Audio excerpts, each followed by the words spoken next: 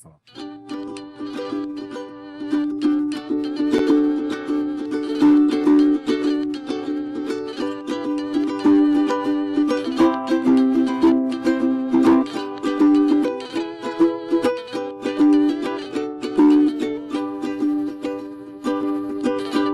up, everybody? Welcome to the Slims Presents podcast, now renamed to Between You, Me, and Jose. Between You, Me, and Jose is sponsored by Tixi. Tixi is an awesome app and website where you can win concert tickets. They're operating in 8 cities across the U.S. right now. They're here in San Francisco. They're based out of Portland, Seattle, Athens, Georgia, Atlanta, Georgia. They're also in Austin. Got South by Southwest going on right now. They're in Dallas and Houston as well. So if you're in any of those cities, go and download the Tixi app. It's on Android and iOS. And you can win tickets to tons of different shows. Right now, we do contests with them every month. Right now, we got shows like Particle at the Great American Music Hall, Lacuna Coil at Slim's, Invasion at Slim's, Papadosio at the Music Hall, tons of shows. And they have shows from other venues as well. DNA Lounge does giveaways with them, Public Works, The Knockout, all kind of cool venues. The way it works is you get 10 tokens every day that you can allot to any show you want to win tickets to. And at the end of the contest period, whoever has allocated the most amount of tokens wins the tickets. So it's a lot of fun, and hey, you get free tickets to shows. So Tixi.com, go check it out, download the app, and thank them for sponsoring our podcast. All right, here we go. Episode number 1 of Between You, Me, and Jose. I am your host, Chris Oldacre. Special guest, Donnell, next to me. Donnell in the house. And our guest today, well, actually, our co-host, Kimberly Rose Went. She is running a little bit late, but she will be here soon. She'll be filling Donnell's seat, and he'll scoot over a little bit there, but you'll see her when she shows up. Our featured guest today, Naomi Fern. Hi. And Mark Zietschlet. Pretty close. Zietschlet. Zietschlecht. It sounds like I have a bad eyesight. No, it's Seestedt. Seestedt. And we trained that so hard. You know, the second the camera rolls, it just goes out of my head. It's okay. They perform around San Francisco now as Mark and Naomi. They actually don't have an official name yet. So if you have any ideas for the official band name of Mark and Naomi, hit us up at info@slimspresents.com. Yeah. And if you got a good idea, then maybe they'll name their band after you. And if we do, you can send in the prize for sending in the winning entry will be you send us a picture of you and I will draw a portrait of you. How about that? That's an excellent prize. So Mark and Naomi are here from Berlin, and they are in San Francisco for about 2 months. Sort of like an exchange program type thing. You guys are blogging for the Goethe-Institut. Thank you. All my pronunciation is awful tonight. You can check out their blog. You guys have, 4 posts so far about your trip in San Francisco? Mm-hmm. And you guys are on social media, vining everything, and all the doing things. Little comments and comics and stuff like that. Mm-hmm. But you guys, is your bread and butter the comedy thing? What? We're both freelance artists, I'd say. I used to do lots of like social work, and at the same time also photography and video stuff, mostly for dancers in the dance scene in Berlin and in Germany. And now since November, I'm kind of full freelance, taking a break from the social work and doing only that. So I do this photo video thing. I do a little bit of comics. I have a comics project. I organize a comics festival in the end of April, which is why we have to go back soon to start that. It's called the Comic Invasion Berlin. And if you're in Berlin in the springtime, it's a really fun festival. Mm-hmm. That's on 26th, end of next month. And yeah, and there's a little bit of music too. Like we started playing together her songs that she already is performing since a while, and we both play in a big orchestra in Berlin. It's called Orchestre Miniature in the Park, OMP, which is like 30 people playing these kind of toy instruments and small instruments. And it's the funnest concerts ever because all the songs are there's cover versions and there's also original songs, and they all have either sun or summer in the chorus. So it's all these people on children's instruments and they just go bananas. It's really fun. Yeah. So the little ditty you heard playing in the background of our intro commercial for Tixi was one of your recent songs, Putin Out. Is that correct? Is that right? Exactly. Which I saw because it was posted on Huffington Post, so it's getting a lot of attention right now. It's why don't you tell us a little bit about how that came about? Well, that was last year when Russia now has just gone completely bonkers, but when it just started out with just doing horrible legislature, is that how you say it, against LGBT communities, we thought, well, let's do something, and so we decided to write a song to the Russian president. Since we're not planning on going to Russia anytime soon, we figured we could chance it. My mom was like, oh, you did what? Don't put that on the internet. The KGB might show up. And I was like, Mom, you're like 30 years too late for that. Were you followed her? Well, So how has the reception been for that song on the European side? I know over here, Huffington Post picked it up. A lot of people seem to be amused by the song, but it is kind of an incendiary topic. yeah, but I mean, if you're not in Russia, it's Europe's like, yeah, whatever. I mean, Berlin, is he still the mayor? Berlin has an Yes. openly gay mayor. Okay. So Sure is. it's so a non-issue, really. Yeah, Although France has been being a bit Yeah, regressive. Berlin is kind of a safe zone, and I mean it's one of the gay metropoles of the world, I'd say. yeah. Yeah, there's strange things going on in France. There's been lots of demonstration there against gay marriage, and we even have some demonstrations more in the south of Germany against. In my hometown. in which your is hometown, completely yeah. bizarre. Did- Yeah, because they've now taken a page out of America's book of now the religious people all of a sudden are like, we don't want homosexuality to be taught as an alternative life Yeah. in schools.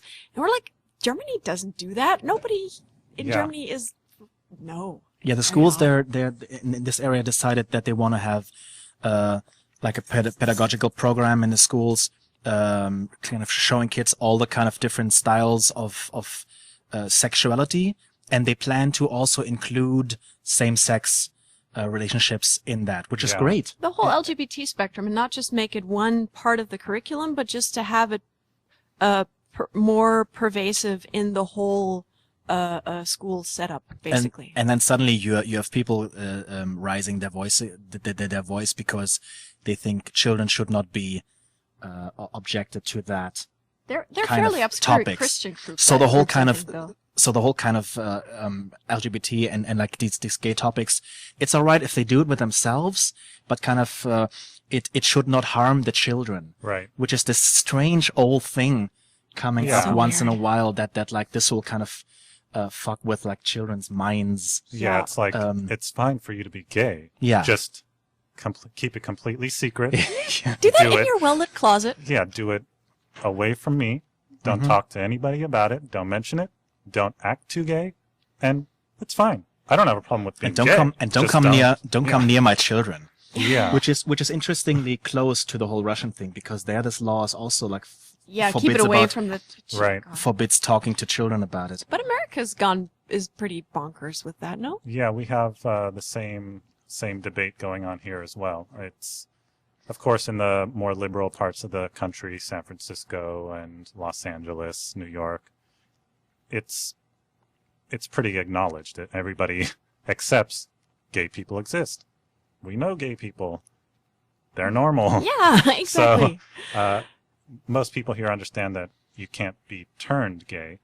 I mean, Yeah. So, and I think that's the big misunderstanding with a lot of these more traditional religious people is they still think of it as something that you can catch, Voluntary. Yes, so- Oh, God, which yes. shows just how backwards a lot of our educating processes are.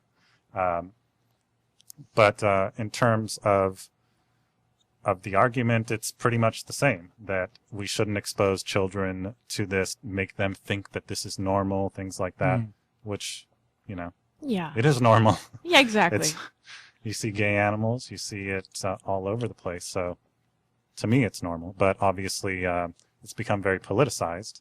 Yeah. And so we have people basically using it to prop up their political careers for the most part, and they just use it as a hot button issue Yeah. that can sort of catapult them into, the limelight, I guess. Which is so weird because there's so many other hot buttons they could use, but no, this one. Well, they fluctuate. So Yeah, fair enough. sometimes it's this one, sometimes it's, I guess the economy would be another one, and Yeah, sometimes think it's like anything that kind of gets this fear up in people, that things that they hold for granted and think that they make their life safe could be taken away from them. I think it's this kind of triggering thing yeah. that you make somebody afraid that his world is gonna change and Right. his ethics are gonna be troubled. That somehow they're going to be turned gay, Yeah. which, says a lot about the person, where if you think that you could At be any turned moment. gay. Yep. Yeah, we addressed that as well in the song, so. Should we shortly do it so people know what we're talking about? Sure. Why don't we roll into Putin out right Okay. now? I'll let you guys Should we skip the intro because we did that in the beginning of the podcast? go ahead and play the intro. But why don't you just talk real quick about the instruments that you're playing here? Oh, yeah. I'm playing a stylophone, which is kind of mini synthesizer that was invented in the late 60s in England. And then it went away. They wanted to establish it on the market as this kind of nerdy children party instrument. But then it kind of went away and then came back in the 2000s. And people started to produce it again with the whole nerd phenomenon Right. wave thing. And so now it's being produced again. You can get it again. It has this kind of nice analog sound to it, and it's battery operated and pretty loud for its size. So I play this also in this toy orchestra. Oh, cool. And it was used by David Bowie in Space Oddity. Yeah, that too. So You it might have heard has it had there. its 15 minutes in the sun. Yeah. And I'm playing a mango wood ukulele. Beautiful. Let's go. Yeah. 1, 2, 3, 4.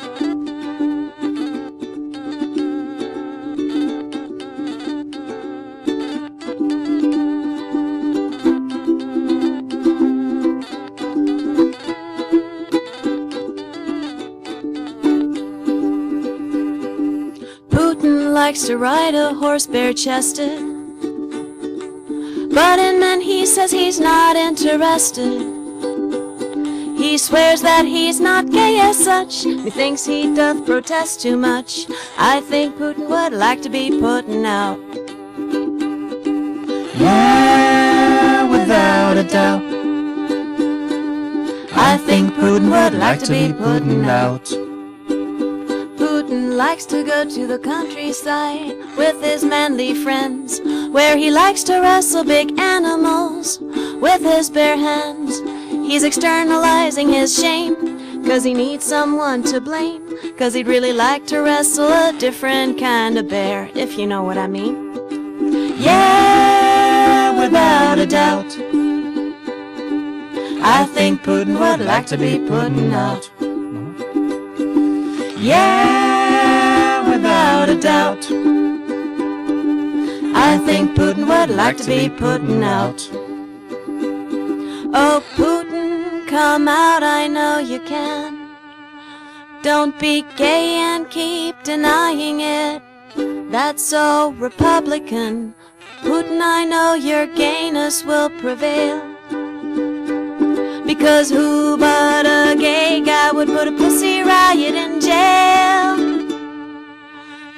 these batshit crazy laws you've made up this far make me think of Putin as Darth Vader on his Death Star, who can't tell his favorite stormtrooper that he'd like it up the pooper.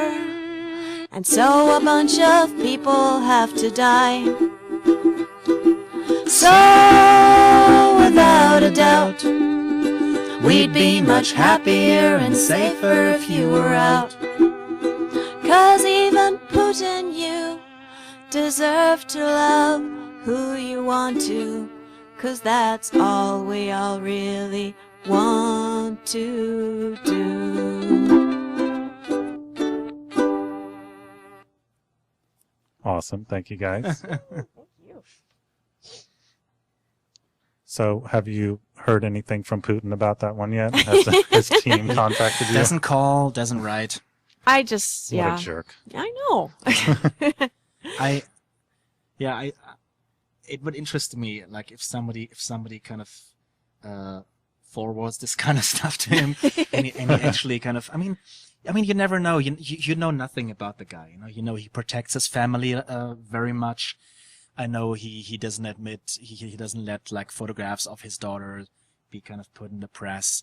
So I mean, nobody knows. I mean, he could actually Have seen it, and he was like, God damn these He people, could- I'm he going could- for the Ukraine. he could actually be gay and like in private be giggling about it. I don't know. No. You don't, probably not. But who knows? I don't know. I mean, there's these pictures like these Photoshop pictures that we use. We took them. He did a from beautiful little video. Yeah, we took them from a Tumblr. If you put that in the search bar, Putin out with like 2 T's, you might find it. And we made a video with like these pictures from a Tumblr where they kind of took all these press pictures and like Right. painted them like with rainbow Lipstick colors and- and like put makeup on them. And he actually looks very feminine. He has a face like for it. he'd make a great drag queen. Like if he ever Well, like I don't know. I know a would few take drag that queens career. that might have something to say about that. keep them over there. Yeah, well, you know. Yeah. but then again, it would be the ultimate kind of victory. No. For who now, really? Yeah.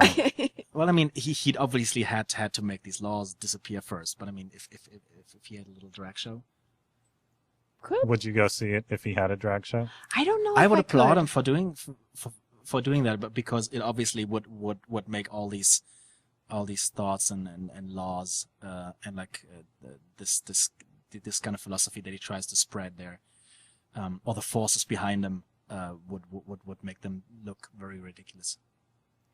So what inspired you to write the song in the first place? Were you affected by it personally? Did you know people in Russia? Well, I mean, Berlin is on the edge of Germany, closer to all the eastern countries, so it is fairly geographically close to us. Not in the Sarah Palin way of I can see Russia from my house, but closer than you guys are. Okay. I think it was, actually one of our friends, a comedian, Nate Blanchard, who is also performing in the comedy scene here in San Francisco right now. He was in Berlin, which has a vibrant English-speaking comedy scene. Really? And he did a whole bit about that and how it affected him and how it would affect him if he was living there. And so, I think that's what prompted it, basically. Yeah. I mean, it's a bit difficult to make like songs about all these political issues, and I guess this was one thing where we thought, okay, this is something where it makes sense to ridicule this person a little, without kind of having this hard task of making a funny song about something very serious, which is always very dangerous. But I thought this is a topic where it makes sense to ridicule him and not make it come across strange. I think so. Mm-hmm. Like I wouldn't do one, like we have this thing with the blog that we're writing here, and that's already like a kind of a tightrope thing. Like we also write about what we see here in the city and the housing crisis, and we look at the poverty and at the homelessness. And then in the same entries, we're also kind of trying to make a little travel blog and show what we're doing. So there's like these moments where I write about something I see on the street, and then we went to had a little gig and played our funny songs and da da da da da. So it's I guess this is always if you do this kind of comedic or like colorful, childish stuff, and but you're also seeing these kind of real world politics. Sometimes this can lead to very strange, absurd moments when these kind of worlds clash. So it's a good thing to bring that together in a way that works. Well, that's comedy. I mean, a lot of comedians play on the hardest aspects of their lives, the darkest part of their lives, the really things that normally you wouldn't want to touch. Yeah. But by making a joke out of it, you can allow people to approach it in a different way. Yeah. Where before it's, very taboo. If you can start to laugh about it, you can start to process and deal with it internally and accept that this is something that I can integrate into my thought process without getting cognitive dissonance. Yes. So. But that is actually a very interesting thing, because I mean, I'm aware that there's been a discussion here as well. And I know that in Berlin there's this whole discussion about rape jokes and stuff like that, and right. misogynist jokes or racist jokes, and especially because in Berlin you have so many expats from the States, from Canada, and the first thing everybody does is a good Hitler joke, Of course. And so, and there's ways to do that, and there's ways that are a bit more tricky. Which they can do, but the German. We Germans can't do that. Right. And rightly so. And so there's that whole discussion, which I find super interesting also. So what are some of these? You mentioned that there's a large English-speaking comedy scene. Can you just kind of set the scene for us? What world are you coming from? What is life like for you guys in Berlin?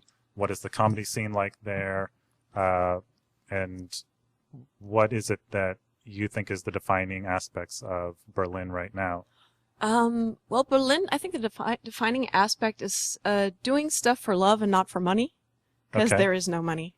That very same mayor, he coined the phrase for Berlin, poor but sexy. Okay. Which is why it has such an appeal for a lot of people. It's very I think most of Williamsburg has now moved to Neukölln, which is a part of Berlin. Really? And they say Oakland is the new Brooklyn, but maybe actually... See, that's... Yeah. It's Berlin. Someone said today that like the Mission District is like not Neukölln now. Because in Neukölln you have a large Turkish presence, lots of Turkish restaurants, a community, and lots of people on the streets. In the same way that the Hispanic community is very strong in the Mission, but people move there also because of that, because it's kind of a little bit of an it has this kind of ethical feeling to it for Americans, I guess, also, and lots of people appreciate that. Which also means that by moving there, these people are the first to go, and are the first ones to, as we've been told, to have to move away to other areas, or mostly leave the city altogether, because they are the ones who have the kind of the least kind of well, maybe not abilities, but like the background to get help them, access to get lawyers and to fight this stuff, like other people in other areas might do. They say like, okay, I can't let this happen, and they will go out. But many of these families, I guess, it was an easy thing to get them out. Yeah. And that's the thing. That's one of the reasons why we're actually doing the Goethe blog, is that we're writing about the parallels between Berlin and San Francisco, because you have the problem of gentrification, and as I said, because Berlin also has no industry, so it's now all turning into new media that are flocking there because it's cool, as they say. And so it's not as nuts as having Google or Twitter in your town, but I see a few years down the road that's probably going to be what's happening in Berlin to a much greater extent. There's a big interest in the last years also in either buying up available real estate to put up condos, stuff like that. And what's also happening, and that's something that's very similar to here, is that kind of Right. because rents are going up, and because people certain areas turn more and more residential, and sometimes more families moving into certain areas, that and then rents going up, that cultural places just kind of are vanishing. Like in my area, Prenzlauer Berg used to be a big junkie area in like the Okay. the 80s, and you couldn't go to any of the playgrounds, and then they kind of made everything nice, and artists came to the to the area, and you had all these cafes popping up, and then families started to move there. And now with the families, now it's kind of become this family district where people move to raise their kids. Right. But it also means that all the clubs that were in the area are vanishing. They just all have to move away, either because there's suddenly a family next door. They could have known maybe when they moved next to a club that could be loud, but because it's Germany and you just, if something is a little bit too loud, you just immediately phone the police. That's so funny, actually. We have the same thing going on here, actually, with this very club, Slim's. Really? Several years ago, we had a neighbor that lived, behind us, and that would call the police almost every night, even when we weren't open, Wow. and complain about the noise. So eventually, we had to, we got our alcohol permit suspended for 10 days. Dang. So luckily, we have another music venue, the Great American Music Hall. We have a festival, and we do other things, so we were able to survive that. But most businesses can't survive 10 days with no income. No. They simply go under. So, and that has happened.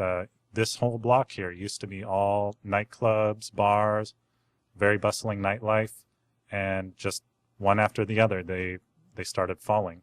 And for this very reason, because when this area was first started, it was mostly industrial. There wasn't a whole lot of people around here. So when you sign your permits, it didn't matter that it said absolutely no noise can be heard outside the boundaries of this building. It didn't really mean much back then. Now when you have people buying $1 million condos just a block away, they don't like drunk people on the street and music playing and all the things that go along with it, even though they knew very well that it was there when they got here. For the lively, bustling. Right, and that is, conceivably one of the reasons why it was attractive to them in the first place. Yeah, sure. So it's very interesting that you guys have that same thing going on there. And is it? I know that Berlin does have a little bit of a tech scene. Obviously, it's not the same as in San Francisco, where we have Google and Twitter and stuff like that, and a million startups every day. But I know SoundCloud got started in Berlin, and they still are headquartered there. Yeah.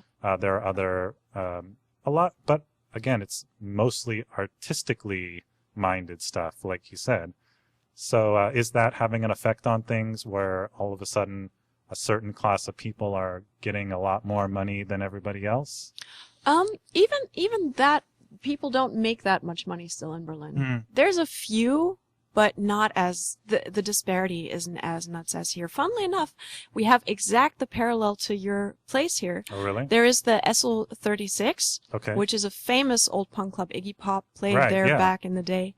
With the David Bowie Exactly. Low album around that time, right? Yes, and they have exactly the same problem because they're in one of the main Kreuzberg, where before the wall came down, all the punks were and stuff. And So I mean, I hear about these artists coming in and displacing people, and if there's no money to be earned and these artists don't have an income, how exactly are they displacing people? I mean, it's a bit too fast, I guess, to say that they are just displacing people. I guess that you always hear it that they're called the scouts of gentrification, because the they come hipsters. because they come to an area which has maybe like available space. Like Right. in Berlin, you still have lots of kind of old factory buildings and like old deposit places which are not being used, and then somebody and then an artist might buy it. Sometimes the people who own it give it away for kind of a limited time and say you can have this cheap for 1 year because I don't have anyone right now who wants to take this. So I have this, so it's at least kind of, I have some income in that place. So they go there and then they start some events maybe, and people see, oh, there's people coming here. So they open up maybe a little kind of place close to it, a cafe, and this can set these things in motion. Obviously, I mean, in some areas it works better, in some not. Like we had some areas where people kind of predicted this will be the new Neukölln, and it's just not happening because sometimes it doesn't build that momentum. So it doesn't have to go that way, but it can be kind of the start of a transformation of an area. And when people say, okay, there's money coming to that area in the form of people who are going to see these events, right. Then obviously there's people who get afraid. Okay, now this area might get transformed, and it might happen what happened in other areas, that this might become a hip area, and for example, old people who might have lived in this area for 20, 30 or longer years might be afraid that they will have to move out in a few years because the rents might go up. They might have. Yeah, it's the very same thing as here, basically. I think. Oh, it's something very interesting. This cycle that I have something that I say to my wife all the time. She's mixed race, but when talking about white people, I always say white people, they destroy everything they love. They do. Simply by loving it, they destroy it. So that's one example. Yep. And buffaloes were fucking good as shit. Mm-hmm. Destroyed the fuck out of them. Well, you still have some in the park here, I hear. Actually, yeah. Have you seen those? No, not yet. We look forward to Very it. surprising. They're just there by the side of the road. But yeah, it's this whole cyclical process of an area being sort of abandoned, and then some people that sort of either go there out of necessity or they see something in it that they want to bring out, and then by bringing that out, you start to attract people that ultimately cause the death of it. Yeah. So, and presumably those places were populated by people at some point previously, and whatever caused them to leave is probably the same cycle that that is taking place now. Though I think the cyclical nature is one of the things that gives you hope, because of course you have something like Manhattan, which just keeps getting more and more expensive and there's no end in sight. But in Berlin, for instance, there are enough parts of town that the fun places can just sort of wander across it.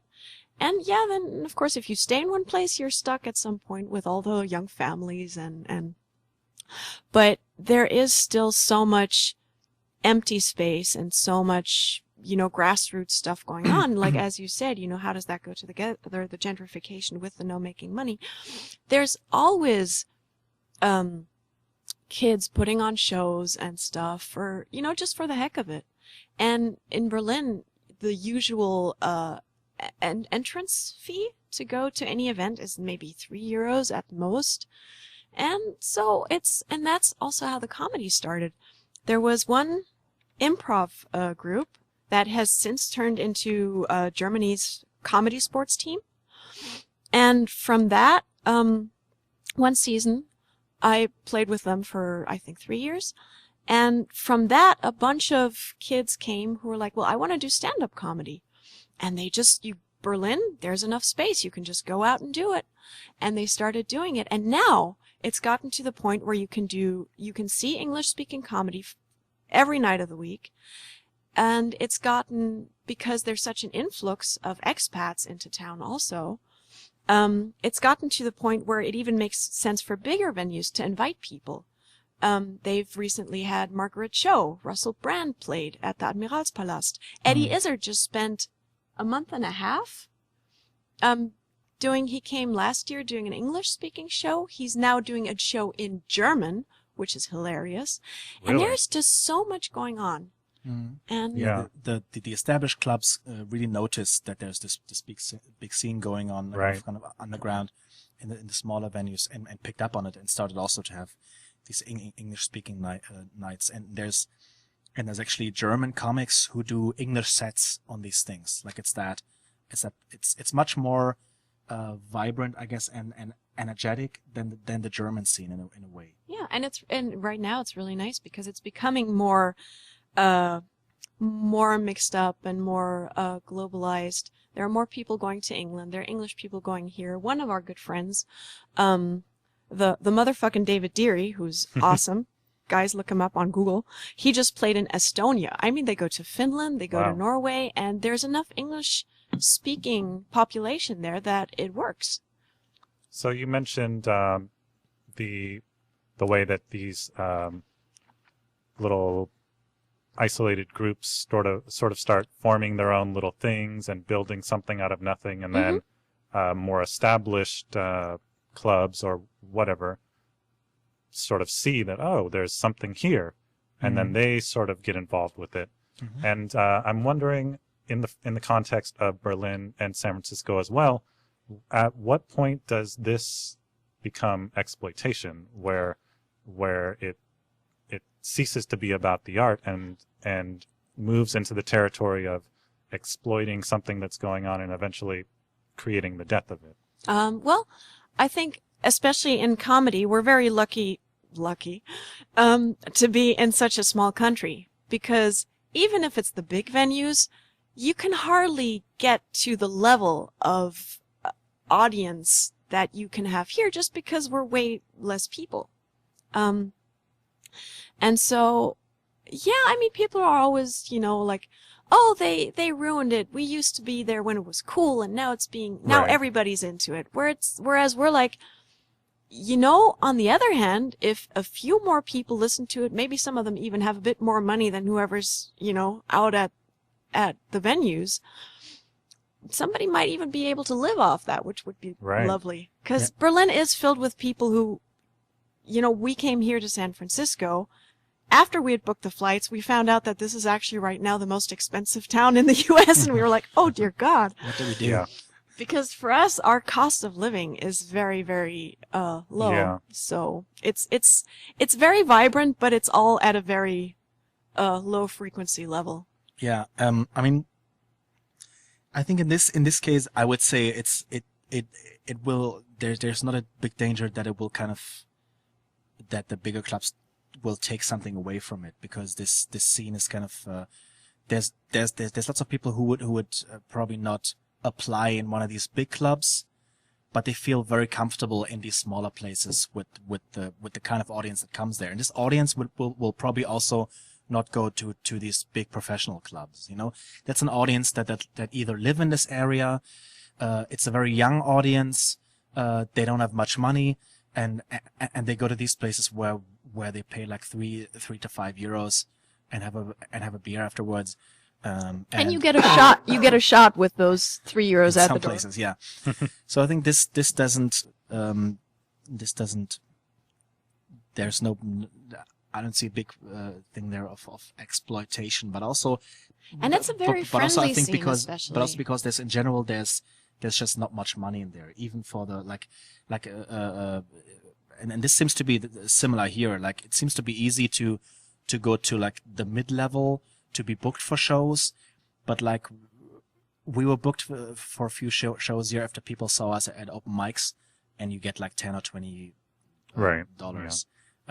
So you Which can is buy lovely. which is lovely. Yeah, you can buy 2 beers with it, but it's understandable that you understand that it's a long, hard way, especially in a place like this, in California in general, where you have a huge comedy scene with many new people coming up all the time with new material, to kind of reach a higher level where it's actually possible to get booked for gigs and have some kind of fee that kind of is in balance. Is there an effort to be able to create these mechanisms where artists can start to sustain themselves on their art? Yeah, I mean, people- they are of two minds about it, because some of them are. What? Were you saying something? Yes, I was. Please, okay, go ahead. I mean, people think about it in Berlin. People obviously think about how could we make this work, you know? And of course, people would, if you do something, if you try to establish a career with what you love, obviously you want to make it work. That somehow you could get some money out of it in the sense that you make money with the thing that you love, you know? Right. So people think about that, but like in a city like Berlin, there seems to be lots of resignation about that. So it's more like in Berlin, you have to carry the art that you do. You have to carry it outside of the city Okay. to kind of the parts of Germany That have money. that have money actually for this stuff. So you go to smaller cities where there's not such a big scene, where there's not such big competition. Where if you come from Berlin, it's a little bit more of a highlight.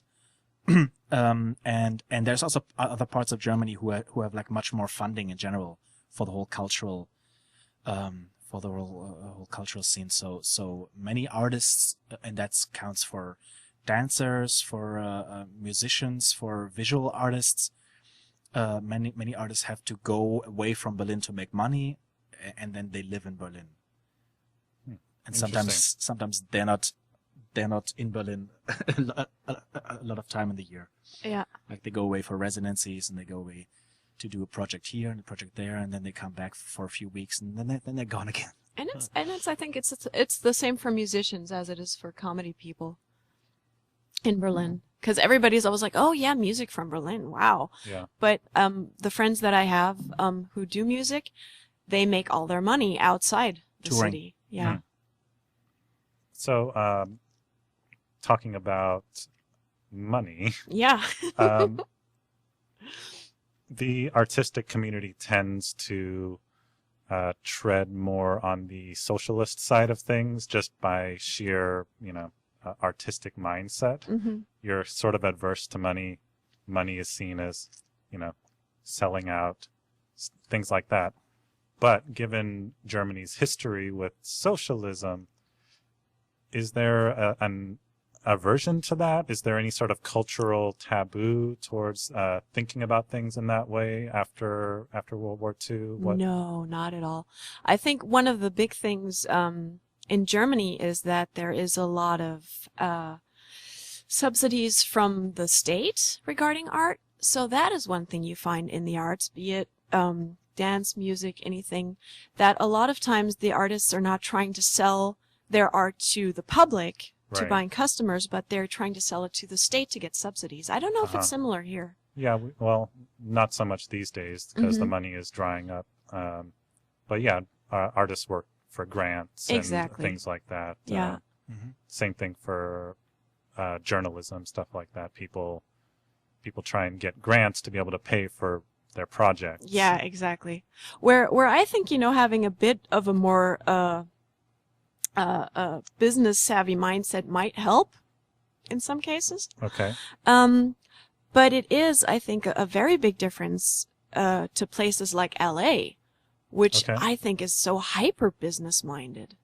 Or maybe that's just my impression, but Well, LA is a huge city, so it's hard to say that it's fair enough. one particular way. Yeah. And I think there's also, I'm from LA originally, so I grew up as being a native of LA. Mhm. And then moving up here to the Bay Area, I sort of dealt for the first time with outsiders' perspectives of LA and what they thought LA was like. There's a big rivalry between San Francisco and LA Oh. that exists almost solely in the mind of San Franciscans. Really, LA it tells you a doesn't lot about the care. people from LA. Right.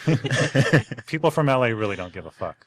But it evolves from baseball, essentially. The teams, there's a rivalry between the teams, but people in San Francisco like to think of themselves as very real and open-minded, and LA is fake. Oh. Sounds about right. Yeah.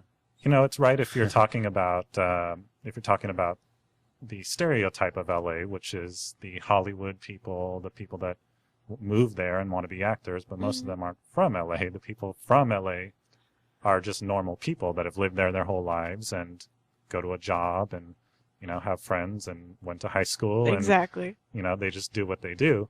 And they're some of the realest people you'll ever meet. But that's not what LA gets stereotyped as. They're not the loud people in the Yeah. So it's, you get all the attention focused on a minority, and then that becomes the face of this city.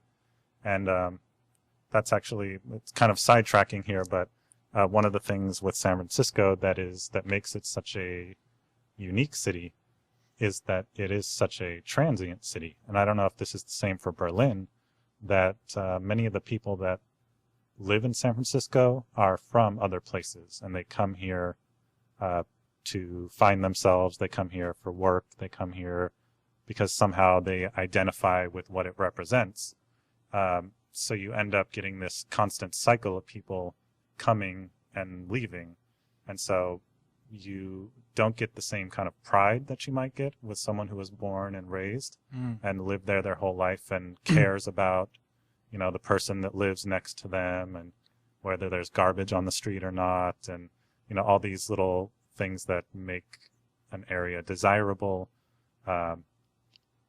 This sounds very similar to Berlin also. Is that the case as well? Lots of fluctuation also. Lots of people who are there just for a month, for a year. And people, yeah, there's this thing, there's this famous saying, Kennedy said it? No?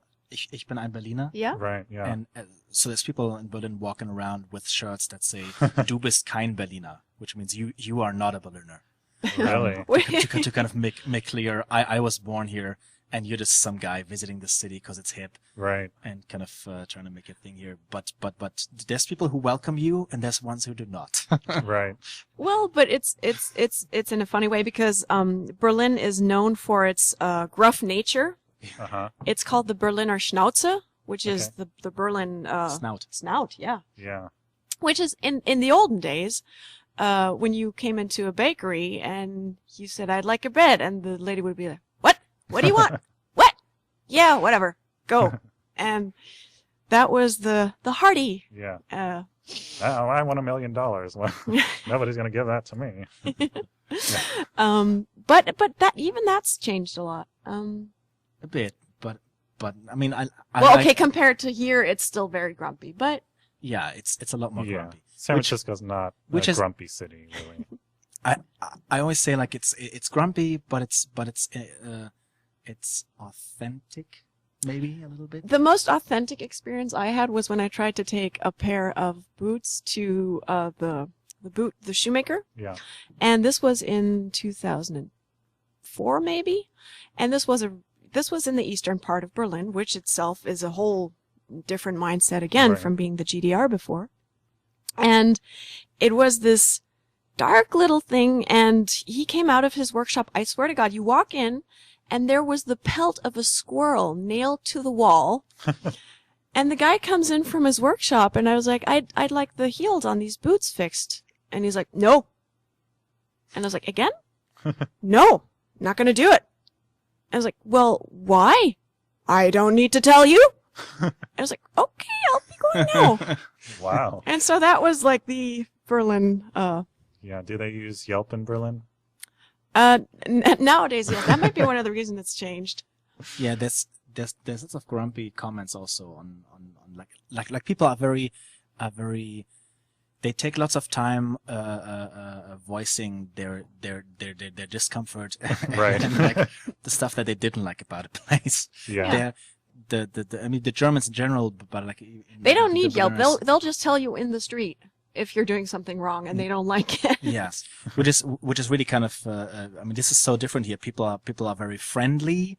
I mean sometimes to the point that I think could we have a real conversation and not just kind of have this Small you talk. have this thank you how do you do thing, which is sometimes sometimes it feels like it's on the other end of what we have, like people in Germany say like it's like the service desert, Okay. like the Servicewüste, which means like people don't give a shit about being friendly or about actually kind of being friendly to sell something to you or being friendly to just make you feel good in the place. Right. They will be grumpy and think it's a nice character thing. Right. And that it's charming in a way. So it's kind of at the other end of here where people say thank you a lot of times. Right. Like yesterday in the place where we were in the Yeah. restaurant, like every little thing that we did, the waitress said thank you to, and Yeah. would you That like is a an- weird cultural thing that I noticed. and she kept refilling our glasses. Where I'm like, I can refill that glass myself. But yeah, but they both have their pros and cons, I think. Yeah, maybe a mix of both would be nice. Yeah, it's Americans in general are very, well, I'd say, yeah, in general, they're very, they want to help. They want to be nice. They want you to think that they're a good person deep down. So, you know, it's Which they're not. maybe they they are, are. maybe they aren't. You know, you might say please and thank you to everyone, but still have a girl tied up in your basement. I mean, that's the that's the Well, this is San American way. Francisco. I'm pretty sure it's consensual in that case. Yes, yes. But you know, it's this false politeness that everyone puts forward in America. Are we okay with it? Yeah. Just gonna put Just this down. almost another bottle. And I noticed when traveling around Europe, it's not like that in other places. People are not willing to help you most of the time. You know, they may be polite enough, but they don't want you to inconvenience them. So Well, I mean, it's, I don't know, because a lot of times, and especially German, so I want to mitigate that a bit, because Germany gets a bad rap about, being unhelpful and Stern. stuff and stern. But I mean, people are usually nice. I mean, people try to help, and if you Oh, look yeah. really lost, they'll help. But it's also the thing, it's from both sides. Like in Germany, if you go into a shop, Germans will become very uncomfortable if the shop person comes up and, can I help you? Can I do anything for you? And they're Right. like, they're like Minnesotans a bit. So they just want to, keep to themselves and look at stuff in peace. Right. And I think, but it's getting nicer. It's getting warmer. So, what about San Francisco is standing out to you the most? Coming from, well, first of all, have you ever been here previous to this? Is this your first trip? It's my first. Okay, I was here the last time when I was 14. okay. So, taking your perception of what San Francisco was going to be, how does that differ from what you're experiencing firsthand? Are there things that you expected that you didn't end up seeing, or the other way around? Good question. I thought there'd be more group sex. Oh, that's the San Francisco of old. No, I mean, you have obviously a very twisted perception and pictures in your head what the stuff you might see here and you might do here, and lots of that is obviously, I guess, similar to people who could come to Berlin, is things that's like far away in the past. I mean, and the things I was thinking of when dreaming about coming here was obviously kind of the city as birthplace of lots of underground culture, of underground comics, of a huge music scene here. Right. So I saw it as this kind of vibrant Yeah, the place artistic where mecca. lots of stuff started out, and that's still here. It can still be felt, but it's, I wouldn't say depressing, but you come here and you realize that lots of this vibrant culture is on the move and is kind Right, of going yeah. away. Like lots of people said that lots of people who were here and made the scene what it is have now gone to Portland, or they have gone to Oakland. Right. So this kind of underground scene is moving there. I read an article today that listed all the galleries that have closed in the last years and that are about to close or Yeah. are being evicted from their places. So that's saddening. And people said you just came at the right time where there's still lots of that here. It might Right. not be here in a few years. So the more I see it, the more I hope that the momentum that's there right now, is people standing up, which is good, and the momentum that's being built will actually lead to certain things that will hopefully slow down some of these effects. Like there's this. I read about these plans that the Alice Act might get repealed. Okay. There's politicians who are thinking about that. That is a big thing in San Francisco right now. The Ellis Act is being used for people that don't know. It's being used to as a sort of loophole to be able to evict people from places where they've lived or done business for many, many years.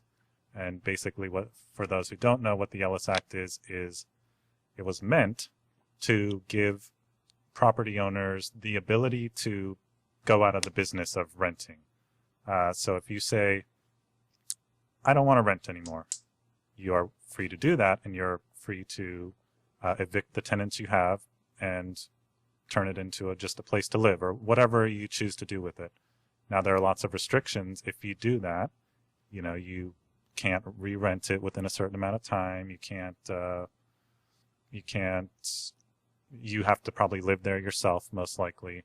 There's a lot of details, but it provides the context for people to pull properties that were once rented and turn them into condos, for instance. Yeah. So that is one of the loopholes, is that you can go out of the rental business and go into the selling business. So now a lot of property owners, because there's such an opportunity, because there's a shortage of housing, there is a pretty booming tech scene, a lot of young people with money that are spending it at cafes and restaurants and all these cool things, that they finally want to get something out of their property. So I kind of understand both sides, but it is being used in a lot of cases to evict people that don't have the means to defend themselves and the knowledge of the system or the ability to take part in the system, because they're just trying to scrape by and survive. So I just wanted to explain that for some people that might not know what the Ellis Act is. So yeah, I mean, and what I also read is that oftentimes people will use this loophole who weren't even landlords in the first place. They're just kind of real estate agents, speculators who pose as landlords and who weren't even in the rental business. Wow. So this doesn't even really apply to them, but because it's there, they can use it to kind of buy a building, get the tenants out, and then modernize it and turn it into condos. Right. So that's people are thinking about changing closing this loophole, which is a good thing, and which is one thing that hopefully might slow down this whole process of people getting thrown out. Another big problem is a lot of, especially in the Mission, where there are a lot of Mexican, Salvadoran, Honduran-owned businesses that have been there since 70s, 80s, Decades, 90s. yeah. And they were, back in the day, these businesses were established on a handshake, with people from their own country, where, I'm helping you out, you help me out, it's all loosey-goosey. And now 2014 comes and these people realize, oh, shit, they don't have a lease. Yeah. I can do whatever the fuck I want. And they can't do anything. This month your rent is $1,200. Next month your rent is going to be $6,000. It is nuts. It is really crazy. Are you starting to see some of these things happen in Berlin, or has it not quite gotten to that extent yet? Well, there's the thing that Germany has a lot of laws regarding stuff like that, so you can't actually do things like that. Oh. You can't do it that easily. I mean, Okay. If people don't pay their rent regularly, if they kind of and even if it's little things, break the contract that they have with the Right, yeah. landlords, then it's possible to evict them. Yeah, but you can't just evict a family that's lived there for 30 years Yeah. and then hike the rent. Like there's gotta be also reasons. there's a maximum that you can raise rent in within a Right, given yeah. time frame and stuff. So it's fairly fairly well taken care of.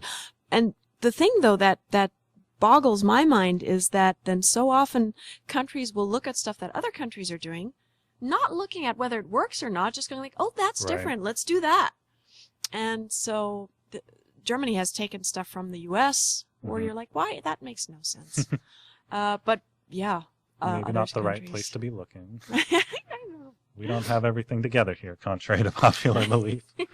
Yeah, I mean, one thing I hope, what we see here is that the whole tech industry, has become for many people kind of the bogeyman, Right, yeah. for this whole transformation, which in part it's true, I guess. They are a big factor in this whole constellation, but at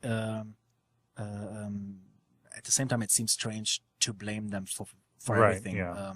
because there's also just kind of certain systematic movements Yeah. of capitalism that kind of propel these things. Right. But I mean, what I think what would be great happen if they took this chance to transform this image by getting active in this whole, like if they I mean they are already investing in like infrastructure, and there's companies who like invest in social institutions in town, and that's good, and I think they should do that even more, and maybe even do things like support certain groups and institutions that help people fight these kind of evictions, and get counseling for that, and maybe get legal help for that. So if they would show that this stuff does not go by them, and that they care about the kind of social climate in the city where they are, where they've established themselves, then this might be a good thing for this whole issue. Now, what is the activism scene like in Berlin? Are people, all over Europe right now? There's revolts, riots, people protesting in the streets, burning, pillaging, for good reason. Mhm. But is this going on in Berlin? Are people that engaged, or is it a little bit more ennui, shall we say? Well, I mean, generally political, there's always some demonstration going on in Berlin, just because it's the capital. But there is, of course, if we're again looking at the parallels, there's, anti-gentrification protests, and there's a tragic lack of ocean in Berlin. So we Mhm. only have the river, we have the Right. Spree. And there was a big discussion because all the media companies, MTV, everybody, wants to be in these big halls that are along the river. Right. And there was this whole discussion because that used to be the divider between Right. East and West Berlin. So there was a lot of empty space there. And so now all the big companies want to build stuff there, whereas the rest of the city is going like, wait a minute, this is public property. This is where we get to be. And so there's a constant discussion going on about stuff like that. But I mean, looking at more serious stuff like at the moment Ukraine and Russia Right, and yeah. stuff, Berlin is it's hipsters protesting, and then the old Yeah. Berliners protesting the hipsters, and it's It also hasn't gotten, I guess, to the kind of crisis tipping point moment that has come to here. So I think right now here it's understandable that people get active because I mean the city's right now like the second or even first biggest country from the rents, like rents wise. Oh yeah, most expensive. The most expensive city in the country, and Berlin is far away from that. Right. So it's not that hard pressing. But I mean, we had a big series of of people lighting expensive cars on fire. Really? Like I don't know if it's still happening, but like in the last years, like people use this burning paste stuff and they put it on the wheels of like expensive cars, and there were lots of cars going up in fire, kind of to demonstrate against Capitalism and the capitalism elites. and gentrification. Which is an interesting thing in Germany, that then the politicians are like, yes, we must stop the left. They're a bunch of hooligans and set Right. stuff on fire. Where you're like, yeah, they set your car on fire. There's Nazis out in the countryside Right. who light people on fire. Shouldn't that be more of a concern? You'd think so. You'd think, right? So there's in parts it's even more extreme, but the general public, I think, does not yet have this kind of urgent state of, okay, we got to stand up now. These changes are like these transformations becoming dangerous for everyone. well, I think the danger, the steep drop of running into poverty and homelessness isn't as crass in Germany That's as it true, is yeah. here. Right. There's I a mean, bigger there's net. there's a social net that will catch you in some form or another. Mhm. Which here it's scary, I think. Yeah. And as you asked, what we noticed coming over here, just keeping the mentally ill out on the streets like that, Mm. very disconcerting. Yeah. Yeah, you can thank Reagan for that one. Yeah, we heard. Yeah. Lots more craziness on the streets. Although there was also fun craziness. One of the funnest things I've seen since we got here was an older dude in his tie-dye shirt Uh-huh. carrying a tiny, tiny dog, Yeah. careening down the street on his Segway, listening to Papa Was a Rolling Stone on a set of speakers that he had mounted on the Segway, which is, you can't get that in Germany. That Mm. was pretty special. Mental illness. The next stage of comedy. Well, do you think that it's that Germany disproportionately benefits from the European Union situation, where some of these other countries, Spain, maybe not as much, and that has something to do with why people aren't feeling the crunch as much as some other places? I don't know. I think Germany is in general just doing fairly well. Mhm. But, and this is where we run into the thing, because I try to read up on the news as much as possible, but the whole European Union issues, because it's so that for us would be something tricky to do a song about, because Right. there's so many different opinions of what would work. Has what Germany has been doing for Greece, has that made it worse? Has that made it better? And We're only so making funny songs. Nothing in general, Germany is on the winning side of that whole equation, because we export so much, like it's a big export nation, and there's a lot of criticism that Germany kind of gets states into the European Union so then that they can sell them stuff. Mm. I mean, like you support these countries and you give them money to To kind buy of your stuff. build up their infrastructure, but at the end you know that this money is coming back to you because you're also doing all these contracts with them to sell them all kinds of equipment to build Right. infrastructure there. You're selling them cars, and not like commuter cars, but like vehicles of all kinds. Right. So there's lots of that going on, and Yeah. Germany is oftentimes on the winning side of that. yeah, but I think Germany also. I mean, Germany is like, the of the European countries, it is one of the more, this slightly stuffy older dad who's like, we're trying to do good here, but Right. you're gonna have to work harder, and it's not cool by any means. Which is But kind of they interesting. also a try and double-edged hold sword, it I would together. say. They also try and hold it together, which I think needs. I think they're propelling a good development in many ways, but there's also states where lots of people are not sure if they are actually yet kind of able to go with these developments as a form of state, and who might be just from the way that things were done there before, like speaking of corruption and stuff, and speaking of different forms of politics, that maybe it would have been good to wait a little longer to incorporate them, and now there's lots of money kind of put in there.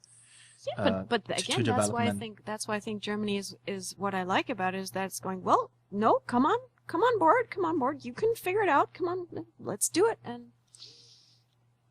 I know, so you can tell we're going onto thinner ice, the sure-footedness of. Well, I think the interesting comparison would be, here in America, we have pretty much the same kind of setup where we give money to poorer nations. I think and most et cetera, industrialized countries do that. They no? do, but I mean, the reason that we do it is 100% for our own benefit. It has nothing to do with helping the people there, because all this money essentially goes to the government, not to the people, and then the government use it to buy weapons from American companies. So you get this thing where, one, we're propping up other countries, financially to benefit our private industry here. But also at the same time, where is this money coming from? You're essentially extracting money from the public through taxes, giving it to people over here, so then it can then be given to private corporations, which is a very, very sticky situation. Yeah.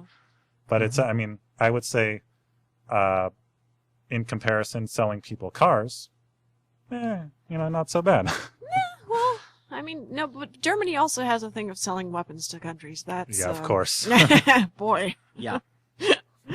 Dang. So, okay, but this is a bit of a departure from your usual podcast, theme-wise, no? Yes? Well, I think about this podcast as being more about learning about the wide variety of perceptions out there, and the wide variety of ways of seeing the world and interpreting what's going on around us. Yeah. And I think one of the most interesting things is that in talking to artists and talking to musicians, comedians, anyone creative, is that these are the people that are out there thinking about things. These are the people that are out there confronting topics, confronting taboos, processing them, and internalizing and figuring out how to put it back out there for the world to understand.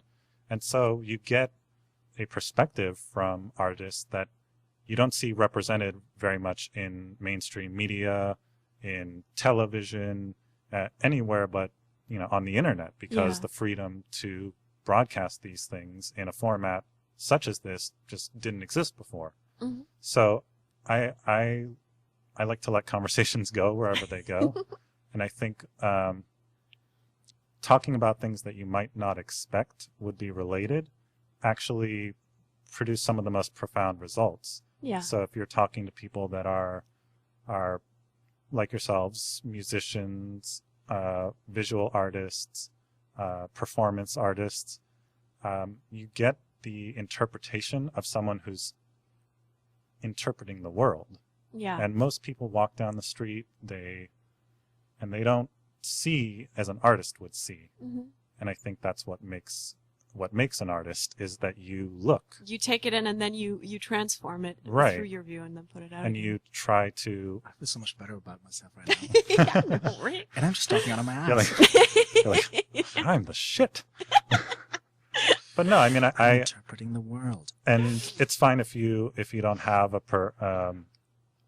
any kind of perspective on a particular issue. You can let me know that you don't have any. We have so many perspectives. But I think it is interesting to delve a little bit deeper and tackle subjects that might not even come up in a normal conversation, or in a normal interview for sure. Yeah. Because to me, that's the wonder of having this technology available, is that we can broadcast our ideas to each other, and we can listen to what other people have to say and not be relying on the programming to form our worldview. Good things about living in the future. Yeah, definitely. And that's also, so one thing we still have to say, as much as in conversations, I've noticed this also talking with friends from Sweden, Because we look in Germany, we look at Sweden and say, oh, they're, I mean, we have a good socialized medicine and stuff, but they're even more so. I mean, they have insane taxes, Right. but you get a lot for your money. And so we look at them, and they'll be whining and saying, no, it's going to the dogs. The whole country is in decline. And so it's always also funny to see which baseline people are starting from. Because, I mean, all of us, we can basically go, no, we live in pretty awesome, we can have these opinions. We can do podcasts without being shut down or clobbered or anything, which is pretty good. Yeah. I mean, I think one of the reasons that I decided to start this podcast is because, and this ties into what we were saying before about creating mechanisms that benefit people, rather than viewing capitalism in the traditional sense, which is, here's a resource, let me extract the wealth from that resource, and damn the consequences. I think there is, I wouldn't consider myself a capitalist, but I do see that there are ways that we haven't explored in terms of capitalism, and that is using our brains to look at something and say, okay, well, there are negative consequences here. We need to reward positive consequences rather than negative. So create mechanisms where Slims and the music hall as venues, we benefit from more people knowing about the artists that we book. So by taking it upon ourselves to expose people and give those artists a platform, that benefits us and it benefits them. Everybody wins. It doesn't, conceivably there's no downside to that. And when you start to think of things in this mindset, things don't look so bleak. Yeah. Obviously it's very, very difficult to change the paradigm, but I think that we can use media like this, we can use the connectivity we have as a way to prop each other up in ways that we never had access to before. And so that, more so than a specific topic or a genre or anything like that, to me, that's what the podcast is really about. And that's the goal of it, is to explore different thought processes and expose people to different kinds of thinking, different kinds of music, different kinds of art, and let people know that it's, there's so much variety out there that we should celebrate it and we should encourage it, because art is what changes the world. It's not politics, it's art and culture and controlling the narrative of what people believe as normal is what changes the world. So that's my perspective, and things will tend to veer in different directions, but I think that's all part of the process of figuring this out. Yeah. Well, then I think you'd really like it in Berlin, especially because that's exactly the way everything there works. As for example, the comedy scene that we're in, it is very much about supporting each other and making it a network and making that the best way to get as many views and stuff out there as possible. The one thing that worries me a bit about capitalism as it's done today is, as you say, you can get all these different opinions out and you can talk about stuff, but it just gets absorbed and and the effect goes away. Because it's just like, okay, we'll just incorporate that in the whole big blob, and the, I mean, of course you can still have something like Pussy Riot, for instance. But something like them actually has a bigger impact in a country that doesn't have the freedom of speech and freedom of opinion. Here, people can say the craziest stuff they want to. It has no effect whatsoever. Yeah, that's true. Except when they're politicians. Yeah, but like, for instance, I mean, you can have like who did it? Was it Colbert's roast of Bush? Or maybe. I'm there not was sure at what the you're press. talking about. There's the White House press dinner And they always do a bit of gentle ribbing. And I Uh-huh. think it was Colbert who did a roast of Bush, and it was just scathing. Yeah. And it was just, and you can't imagine any other country where that would be the case, that somebody gets to talk at the president like Right. that. But then on the other hand, you're like, well, why does he get to do that? Right. He gets to do that because there is no consequence. Well, I think also there's a certain amount of theater involved in politics in the United States. You think? Yeah, I would say it's more theater than it is actual politics. It's something that the whole culture across the board hasn't come to terms with quite yet.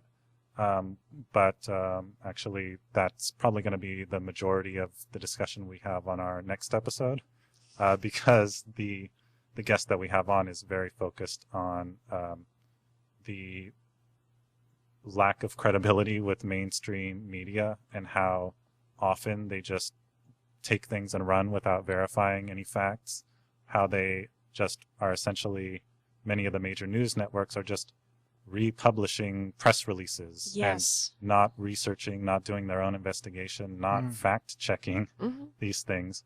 And I think, obviously most of the politicians are smart people. They know this is the case and they use it to their advantage.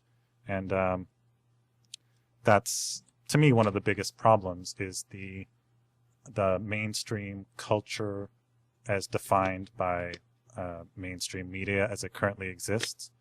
And that's one of the reasons why I think things like this are important, is that we need to have ways to put it out there to people that that's bullshit. Almost everything you're seeing on TV is complete and utter bullshit. It's based on absolutely nothing. Yeah.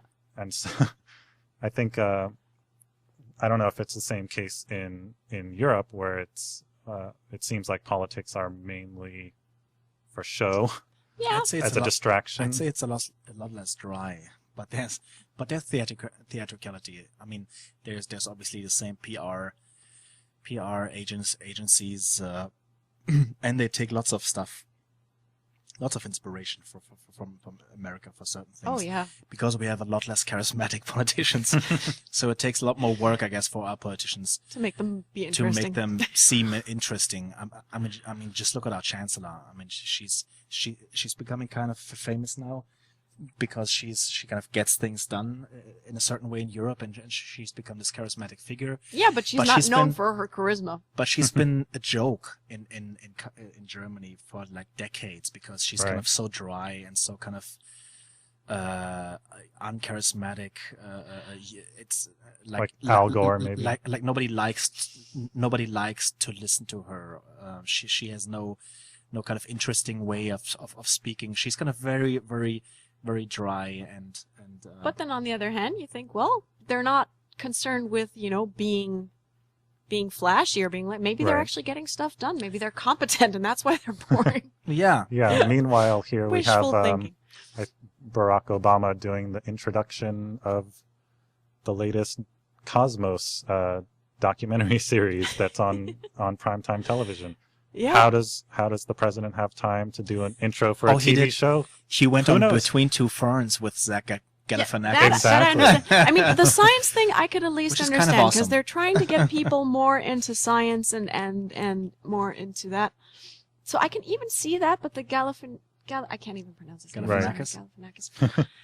It's an interesting thing to think about. It's theoretically this person has one of the most important jobs in the world, so I would expect that they wouldn't have time to do such trivial things as introduce a television show or sit on Conan O'Brien's couch or any number of things like that. But again, it just shows you that this is majority about marketing, and it's about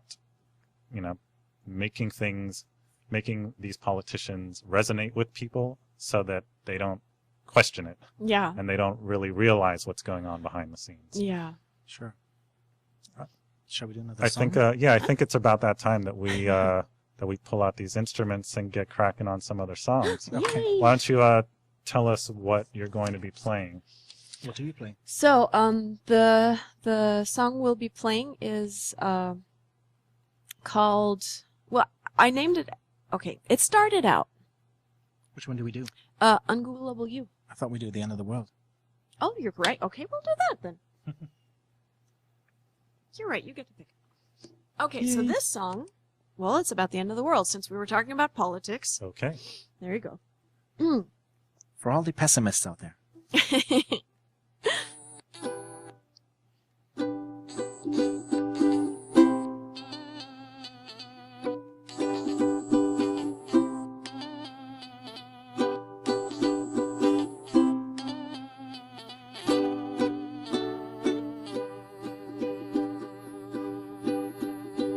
I had a crappy time today. My boss has given my job away. And because of all the time I spent watching internet porn, I couldn't pay my rent. But you look at me with your soft brown eyes, take my face in your hands, and you say with a smile, That's not the end of the world. That's not the end of the world. That's not the end of the world. That's not the end of the world. well, the ice caps are melting, oceans are on the rise. The scientists predicting our certain demise. The conspiracy theorists are hoarding guns and axes. And on top of it all, I forgot to file my taxes. But you look at me with your soft brown eyes, take my face in your hands, and you say with a smile, That's not the end of the world. That's not the end of the world.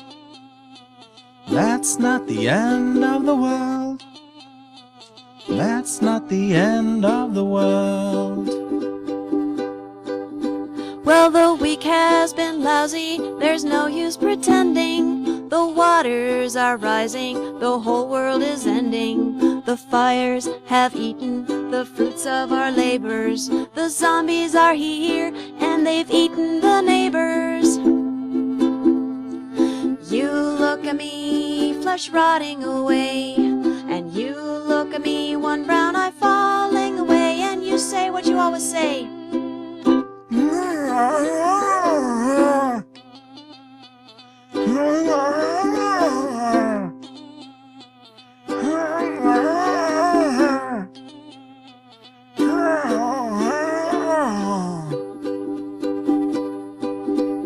I listen to you and I watch you for a while.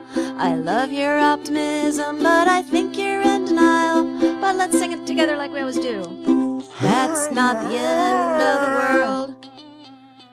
That's not the end of the world. We might have to face the facts. This might be the end of the world. This might be the end of the world.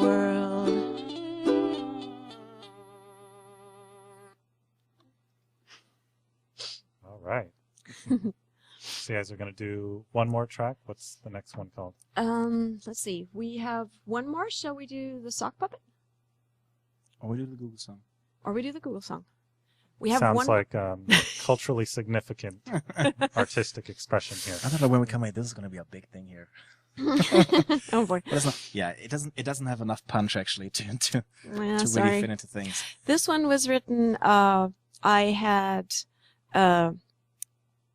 looked after the apartment of a friend of mine who was on vacation, and when I had emptied everything that was in her liquor cabinet, I did what we all do at 1 o'clock in the morning after half a bottle of Jägermeister and the rest of the peppermint schnapps. I Googled my ex. Ooh. And it turns out there were over 2 million hits because the rat bastard has one of the most common names there is. So that pissed me off a bit, and I wrote a song about it. And it is called Ungoogleable You. At first it hurt when I found you were common as dirt. I thought you were one of a kind, only to find you were one in a million of you. Please don't let it be true. How am I supposed to keep an eye on you? Ungoogleable you. Now that we're broken up, you seem so irreplaceable. That turned out unmyspaceable. The search for your name came up with 6,487 of the same. You're a school kid in Alaska. You're a lawyer in Nebraska. You're a DJ of AM rock. You're a fanboy that I had to block. You're a Christian metal band. You're a vet with a prosthetic hand. A backup dancer for MC Hammer. You're a Nigerian email scammer. I couldn't find you anywhere. My heart was nearly broken when I friended what turned out to be a rabbi in Hoboken. Whatever can I do to find ungoogleable you? I, on the other hand, am unique. Google claims there's only one of me. Just type me in and you'll see. They say I'm very stalkable, desperately approachable. If you should ever feel the need, you'll easily find my Twitter feed. 140 character solo.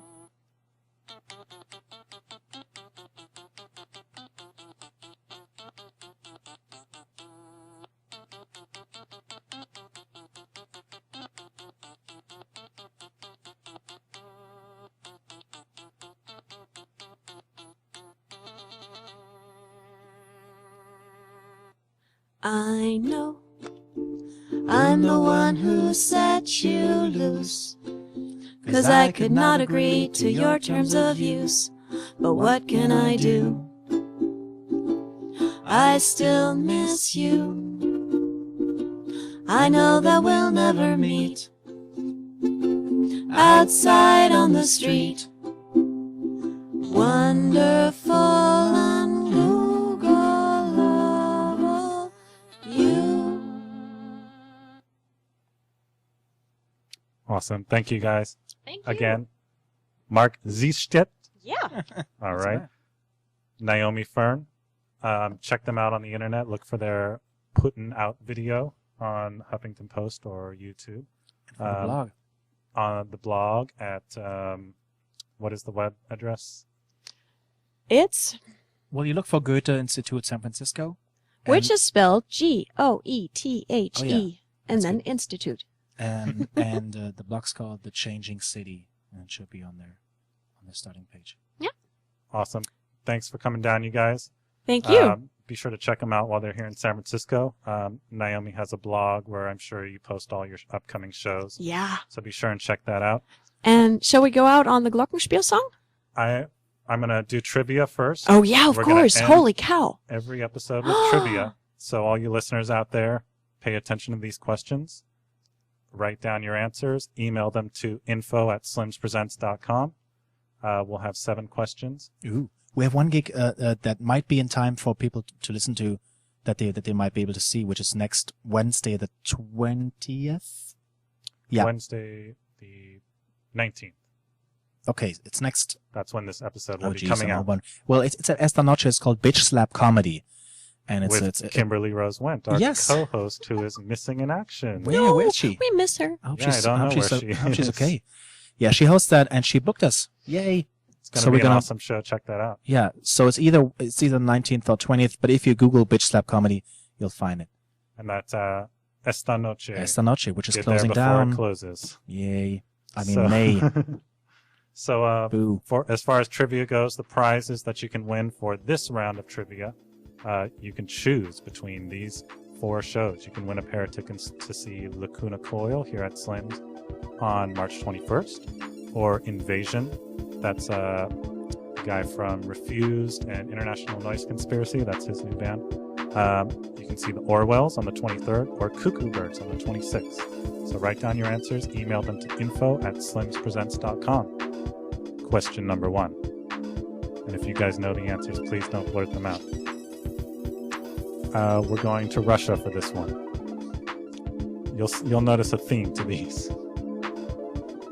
During one of the bloodiest battles in world history, Nazi Germany's Wehrmacht fought to capture this Soviet city situated in the flatlands of the Eurasian steppe, where legend tells fields of bones can still be seen to this day, preserved by the cold.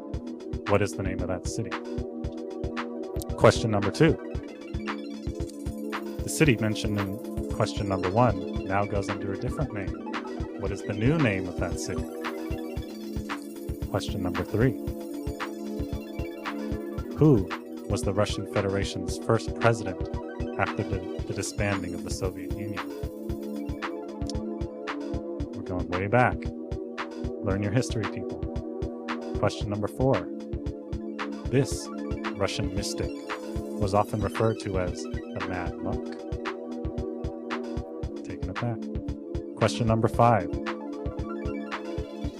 In the 1993 Hong Kong film, The Mad Monk, this comic actor plays the title role of dragon fighter Lo Han, an excellent Chinese comedy actor. Question number 6.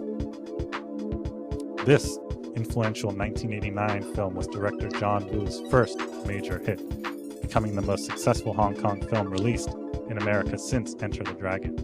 What is the name of that film? And our final question for the night. Legendary Hong Kong actor Chow Yun-fat published his first photo collection in 2008. What unlikely retailer sold the book out of their Hong Kong and Paris stores? You're going to have to reach deep for that one. So again, you can email these answers to info@slimspresents.com. The first person to get all of these questions right wins their choice of those shows. If nobody gets all of them right, the first person to get the most correct will be the default winner. So get those in before Monday. What's going to be that date? Monday, March 24th is the last day you can send those in. So info@slimspresents.com on March 24th.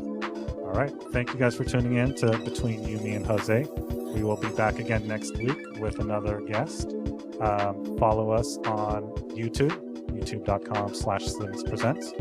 You can also follow our Twitter. We just started up one for this podcast, BYMJ podcast, Between You, Me, and Jose.